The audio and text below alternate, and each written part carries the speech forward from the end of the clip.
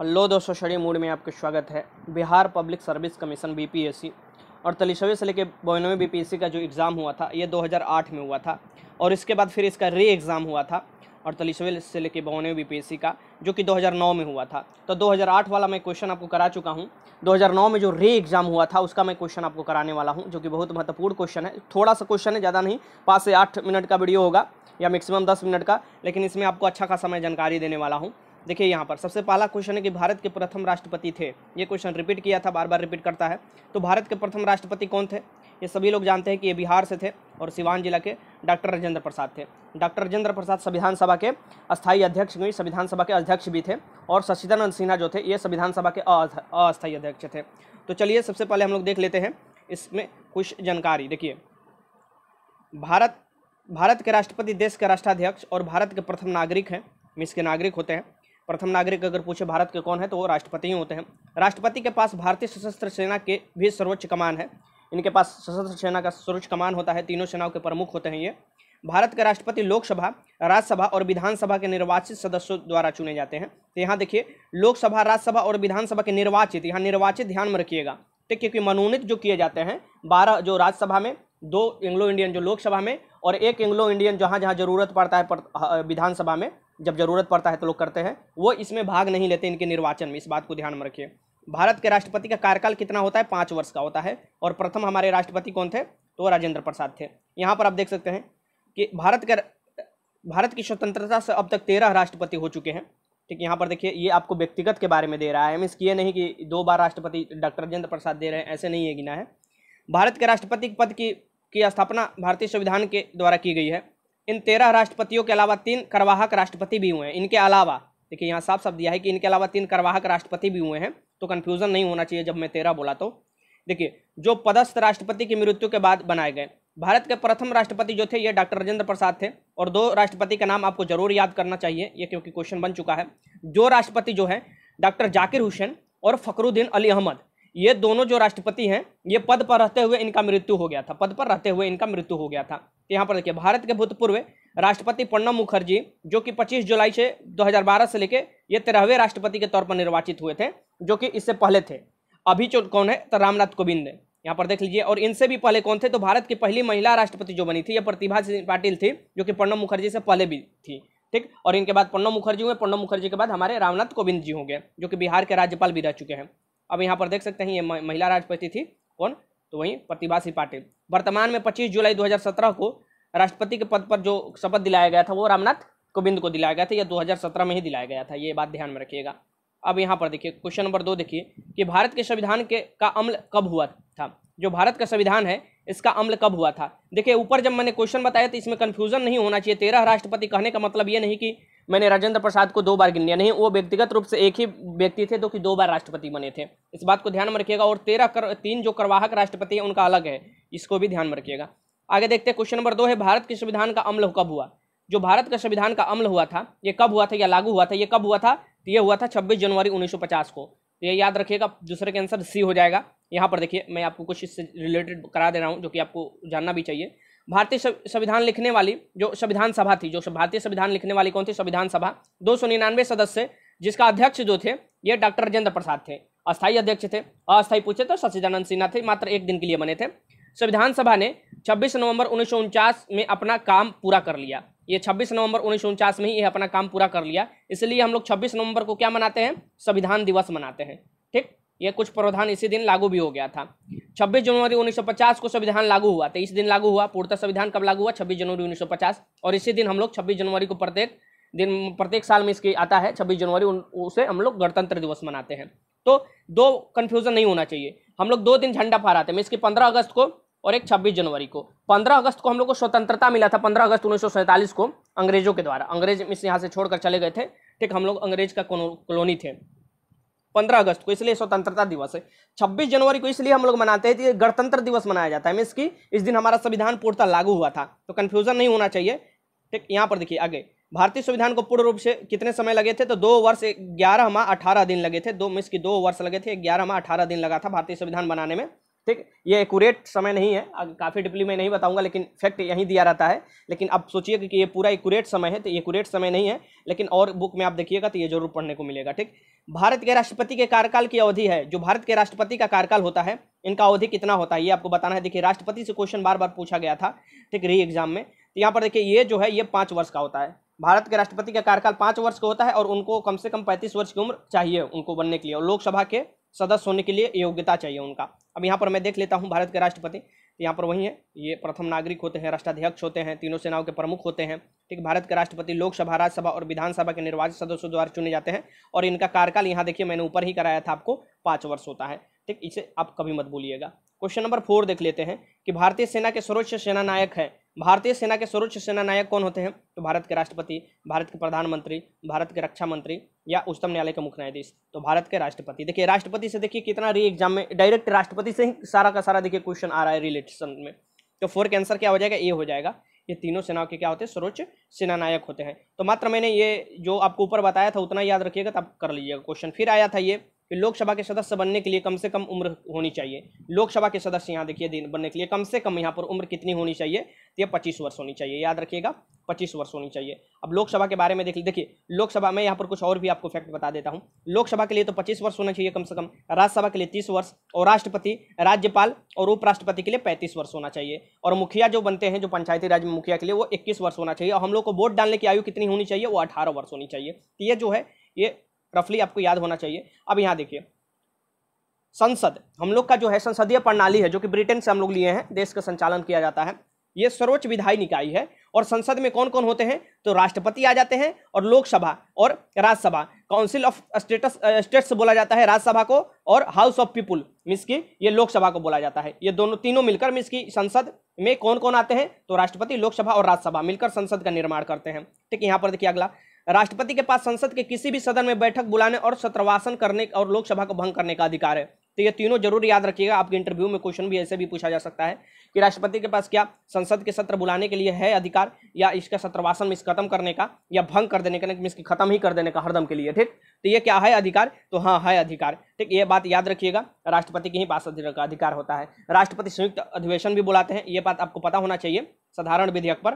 ठीक, तो वो राष्ट्रपति ही बुलाते हैं। यहाँ पर देखिए 26 जनवरी 1950 को भारतीय संविधान प्रभावी हुआ। वर्ष 1951-52 के दौरान नए संविधान के अंतर्गत पहला आम चुनाव हुआ। यहाँ पर देखिए पहला आम चुनाव कब हुआ था? 1951-52। ये भी क्वेश्चन बीपीएससी में पूछा जा चुका है। 1952 में प्रथम निर्वाचित संसद हुए। ठीक, प्रथम निर्वाचित संसद बने थे। अब यहाँ पर देखिए लोकसभा के बारे में देख लीजिए। जैसा कि नाम से ही स्पष्ट है कि लोकसभा जनप्रतिनिधियों का निकाय है, उसके सदस्यों का प्रत्यक्ष निर्वाचन मताधिकार संपन्न वयस्क लोगों द्वारा समानतः प्रत्येक 5 वर्षों में एक बार किया जाता है, जो कि वयस्क के जो लोग हैं जो 18 वर्ष की उम्र कर लिए हैं, इसकी 18 वर्ष है उम्र और वोटर लिस्ट में उनका नाम है, और डायरेक्ट वोट डालने जाते हैं। और हम लोग लोकसभा के सदस्य चुनते हैं, और लोकसभा के जो सभी सदस्य हैं वो मिलकर अपना प्रधानमंत्री चुनते हैं। मीन्स कि वो कौन प्रधानमंत्री देश का रहेगा चुनते हैं, और उनको फिर आपको राष्ट्रपति शपथ दिलवाते हैं, निर्वाचन करते हैं। ठीक, यहाँ पर नियुक्त करते हैं, निर्वाचन नहीं नियुक्त करते हैं। सदन की सदस्यता के लिए न्यूनतम आयु जो है ये 25 वर्ष होनी चाहिए, साफ साफ यहाँ देख लीजिए। और जो इसकी वर्तमान संख्या ये 545 है, 545 वर्तमान संख्या है, लेकिन यहाँ याद रखिएगा जो 545 है लेकिन मैक्सिमम 552 हो सकता है लोकसभा का। ठीक, तो मैक्सिमम नहीं दिया है, मैं वर्तमान ही यहाँ पर लिखा हूँ। आज का लास्ट क्वेश्चन है, और बहुत धैर्य से क्वेश्चन लगाइएगा, मैं इसके बारे में काफ़ी फैक्ट आपको बताऊंगा। देखिए ये डिटेल इसलिए मैं बताता हूँ कि कभी भी बीपीएससी का आप एग्जाम होके तो ये डिटेल के अकॉर्डिंग आपको कुछ ना कुछ उसके दिमाग में आ जाएगा उस समय आप, और आसानी से क्वेश्चन कर लीजिएगा। बाकी दरोगा के भी एग्जाम में अलग अलग जो बिहार के एग्जाम होते हैं या अदर भी स्टेट के जो एग्जाम होते हैं उसमें भी ये लाभदायक होगा आपके लिए। क्वेश्चन नंबर 6 है कि भारतीय संविधान का सबसे बड़ा स्रोत निम्नलिखित में कौन सा है? तो भारतीय संविधान का सबसे बड़ा स्रोत निम्नलिखित में कौन सा, ये आपको बताना है। ठीक, ये सभी लोग जानते हैं कि भारतीय संविधान जो है ये विश्व का सबसे बड़ा लिखित संविधान है, और ये सबसे बड़ा लिखित संविधान है, और इसमें जो सबसे ज़्यादा प्रावधान लिया गया है ये भारतीय शासन अधिनियम 1935 का लिया गया है। बोला जाता है कि संविधान में जो है 2/3 हिस्सा यहीं से ले लिया गया है, 1935 का अधिनियम से लिया गया है। ठीक, तो ये याद रखिएगा, ए हो जाएगा आंसर इसका। और 1935 का अधिनियम से बार बार क्वेश्चन बनते हैं, बहुत ही महत्वपूर्ण है इतिहास के भी दृष्टि से, और आपको एक बात रखिएगा संविधान के भी दृष्टि से, क्योंकि संवैधानिक इतिहास पढ़िएगा तो ये पढ़िएगा, और भारत के इतिहास पढ़िएगा, मॉडर्न इतिहास, तो 1935 का अधिनियम, 1919 का अधिनियम, ये जरूर आपको 1909 के अधिनियम, ठीक, 92 के अधिनियम, 1892 के अधिनियम, ये सब पढ़ना आपको जरूरी है, क्योंकि यहाँ से क्वेश्चन बार बार बनते हैं। ठीक, तो यहाँ पर मैं आपको करा रहा हूँ। देखिए 1935 के जो भारत सरकार अधिनियम थे इसमें 321 अनुच्छेद थे और 10 अनुसूचियां थी। 321 अनुच्छेद से उस समय जब ये अधिनियम आया था तो। और इस अधिनियम के प्रावधान देख लीजिए, बहुत महत्वपूर्ण क्वेश्चन यहाँ से बन सकता है, ये जरूर आप देखिएगा। यहाँ पर देखिए, इस अधिनियम द्वारा अखिल भारतीय संघ की प्रावधान किया गया। अखिल भारतीय संघ में इसकी पूरे देश का एक रूप ढांचा बनाया गया, ठीक। और इसमें क्या किया गया, जिसमें ब्रिटिश प्रांतों को शामिल होना अनिवार्य था कि ब्रिटिश प्रांत तो शामिल ही होंगे, और लेकिन रियासत जो थी, जो राजा रजवाड़े थे, उनकी इच्छा पर छोड़ दिया गया कि वो भी आकर शामिल हो सकते हैं, ठीक। 1935 का अधिनियम में। बाद में आप देखिएगा 1900 जब संविधान सभा गठित हो रहा था और जब संविधान, हमारा देश आज़ाद हो गया और संविधान बन भी गया, तो उसके बाद राजा रजवाड़े फिर आए, संविधान सभा में भाग लिए, फिर वो अपना विलय पत्र पर साइन भी किए और बने, देश के हिस्सा भी बने। देखिए, संघ तथा केंद्र के बीच शक्तियों का विभाजन किया गया। संघ और इसकी आपको जो केंद्र है और आपको इसके संघ के तथा केंद्र के बीच शक्तियों का विभाजन भी किया गया कि कौन कौन शक्ति किसके पास होगा। संघ यहाँ पर प्रांत हो सकता है। विभिन्न विषयों की 3 सूची बनाया गया, संघीय सूची, प्रांतीय सूची और समवर्ती सूची बनाया गया, ठीक। ये 3 सूची भी बनाया गया। आज भी 3 सूची है कि संघ सूची, राज सूची और समवर्ती सूची, ठीक। आज भी है। उस समय जो राज्य था वो प्रांत के रूप में था, जो ब्रिटिश जो द्वारा ये दिया, मतलब कि शासन चलाया जाता था, ठीक। ये याद रखिएगा, तो इसलिए उसे प्रांत लिखा गया है। 1919 का अधिनियम द्वारा जो द्वैध शासन प्रांतों में लागू किया गया था, ये क्वेश्चन पूछा गया था यूपीएससी में कि द्वैध शासन कब लागू किया गया था प्रांतों में, तो 1919 का अधिनियम द्वारा लागू किया गया था। उसे केंद्र में लगाया गया। उस समय क्या था कि प्रांत में लागू किया गया था और 1935 का अधिनियम में सीधे केंद्र में लागू कर दिया गया। तो ये डिफरेंट है और दोनों पर यूपीएससी क्वेश्चन बना चुका है, तो बीपीएससी भी क्वेश्चन इसे ही बनाता है। केंद्रीय सरकार के विषय को 2 भागों में विभाजित कर दिया गया था, एक संरक्षित विषय और एक हस्तांतरित विषय को 2 भागों में विभक्त कर दिया, संरक्षित और हस्तांतरित विषय।